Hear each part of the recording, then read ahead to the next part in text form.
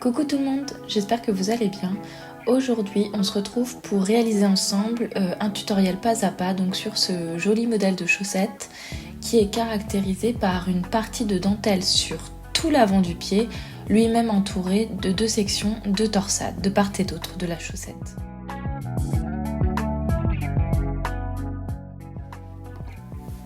Je vous laisse ici toutes les fournitures dont vous aurez besoin pour réaliser ce modèle. Le modèle est disponible dans 3 tailles, aussi je vous conseille de mesurer la circonférence de votre pied et de sélectionner la taille qui s'y rapporte. Cette vidéo sera réalisée pour une circonférence de pied de 20 cm, c'est-à-dire une taille M. Première partie, pour confectionner votre paire de chaussettes, vous devez réaliser la pointe. À cette fin, je vous invite à prendre votre coloris contrastant. Vous pouvez aussi démarrer tout de suite avec votre coloris principal si vous n'avez pas choisi l'option avec un coloris contrastant. Première chose que vous devez faire, vous devez prendre vos aiguilles, hop, que ce soit des doubles pointes ou des aiguilles circulaires, vous devez les prendre dans votre main droite, comme ceci en les liant, toutes les deux. Ensuite, vous prenez votre fil avec lequel vous allez démarrer l'ouvrage, que ce soit le fil contrastant ou non, et vous venez faire un petit nœud. Ici, nous réalisons la technique du Turkish Castle.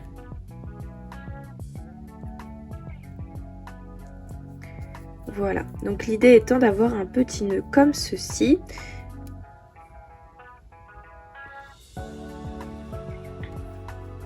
Je vais le refaire un peu plus loin parce que vous devez quand même garder une certaine longueur de fil pour monter vos mailles. Vos mailles seront montées à la fois dans le fil qui n'est pas attaché à la pelote, mais également dans le fil qui est rattaché à la pelote. Voilà. Donc je remonte, hop, je fais mon petit nœud de départ, mon petit nœud coulissant de départ, et le voici. Je reprends mes deux aiguilles côte à côte, comme ceci. Hop, voilà. Et je viens passer mon nœud coulissant sur l'aiguille de droite. Je le resserre.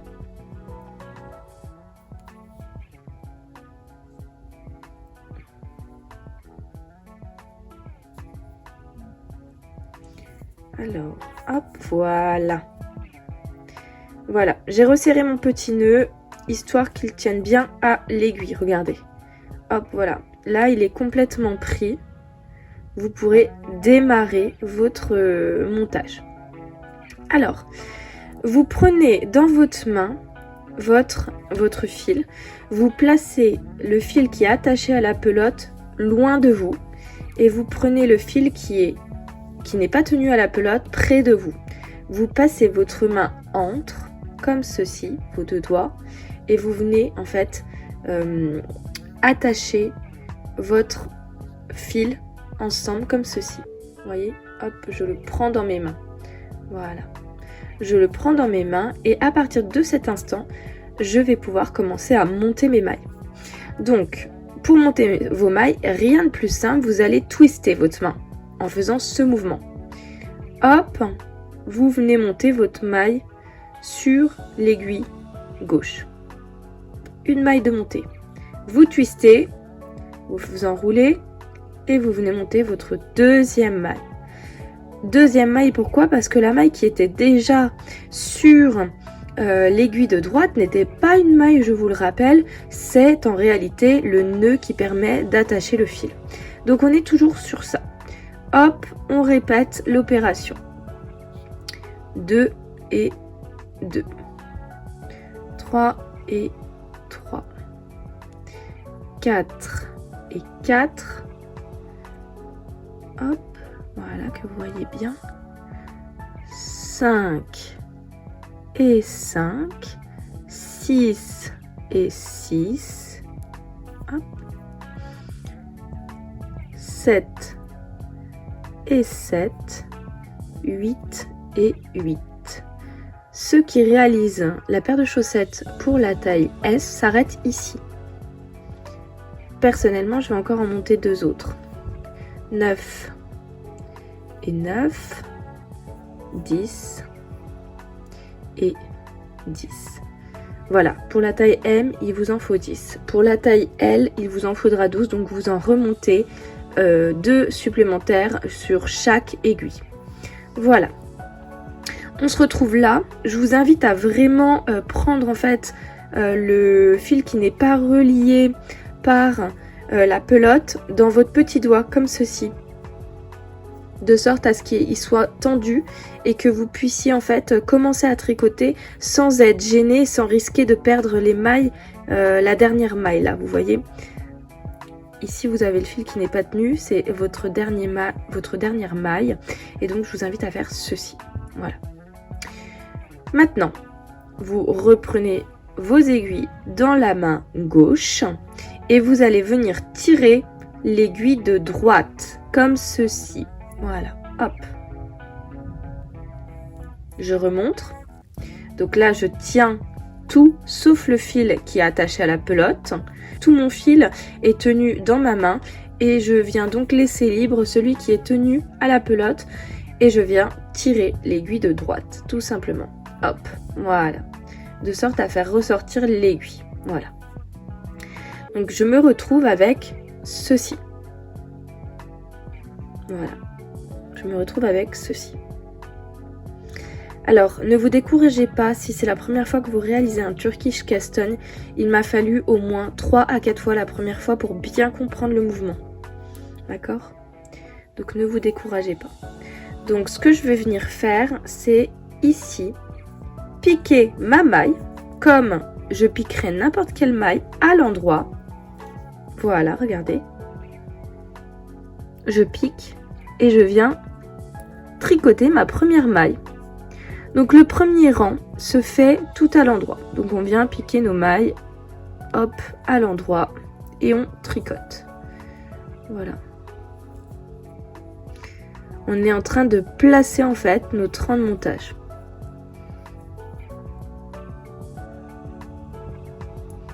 Hop, en filmant, c'est pas évident. Voilà, j'espère que vous voyez bien, je me suis rapprochée exprès de la caméra. Hop. Donc, hop.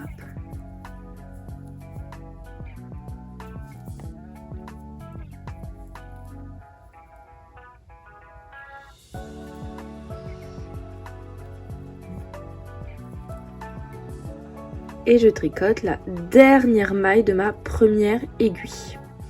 Hop, je me retrouve avec ceci. Voilà. Je me retrouve avec ceci.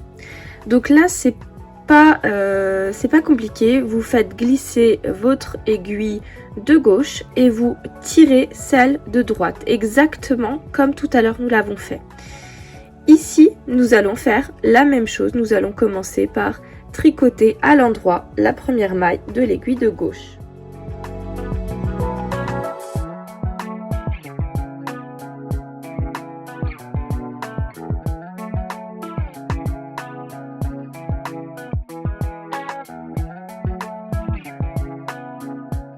Vous voyez, elles sont torsées.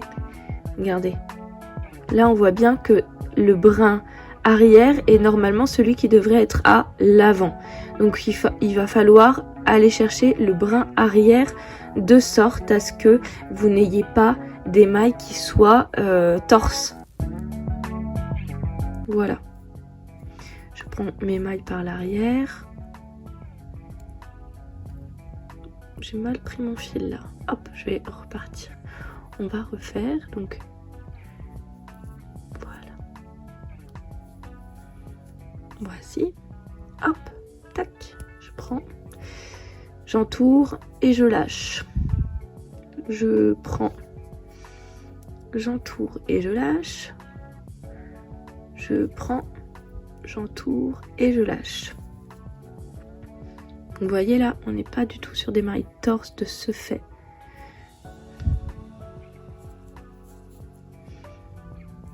Voilà. Si vous avez oublié de ne pas torsader, de ne pas prendre le brin arrière pour tricoter, c'est réparable, aucune inquiétude à avoir. Voilà, donc là j'ai fait mon premier rang. Je vais vous montrer ce que ça donne.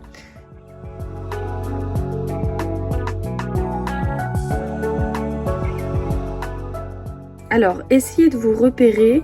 Là, on est bien sur un rang de départ, puisque, regardez, j'ai mon fil qui vient en fait de ce côté-là.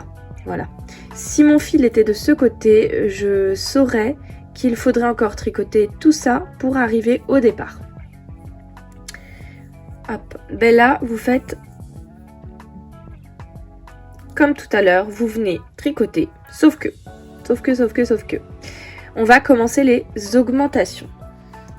Donc, il faut faire, hop, je tricote, je viens piquer le brin, donc ce brin-là, avant de ma maille, le redéposer sur mon aiguille et je le tricote à l'endroit comme si c'était une nouvelle maille.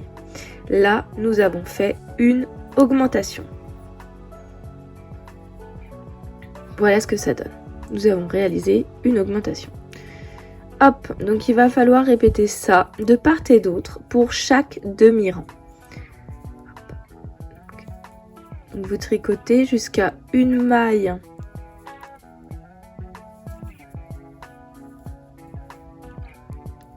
Hop.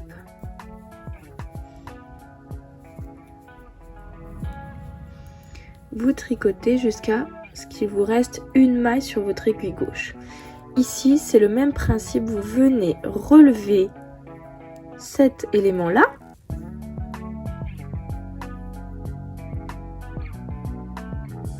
Vous le tricotez et vous tricotez la dernière maille. Vous avez réalisé sur ce demi-rang 2 augmentations. Vous répétez l'opération exactement de la même manière.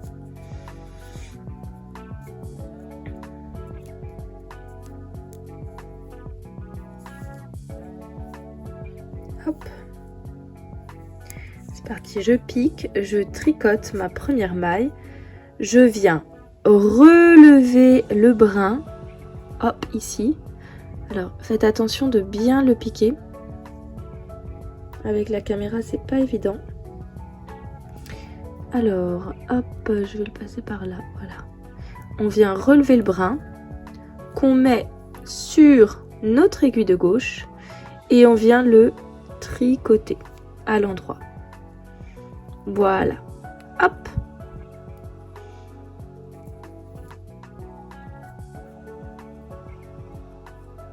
Voilà, vous avez réalisé votre première augmentation sur ce demi-rond.